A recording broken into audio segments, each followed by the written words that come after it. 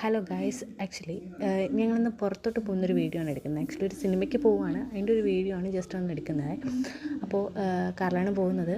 ഞങ്ങളിങ്ങനെ പോയിക്കൊണ്ടിരുന്നപ്പോഴത്തേനും ചേട്ടന് ഷവർമ്മ കഴിക്കാൻ ഒരു കൊതി. അങ്ങനെ നമ്മൾ നേരെ അമിഗോസിൽ പോയി. അമിഗോസിൽ ഷവർമ്മയെന്ന് വെച്ച് കഴിഞ്ഞാൽ ചിക്കൻ ഷവർമ്മ അടിപൊളിയാണ്, ഒരു രക്ഷയില്ല. നല്ലൊരു കിഡിലൻ ടേസ്റ്റാണ് കേട്ടോ. ഞാൻ ഓൾറെഡി ഇടയ്ക്കിടെ കഴിക്കുന്നതാണ് ഇവിടെ നിന്ന്.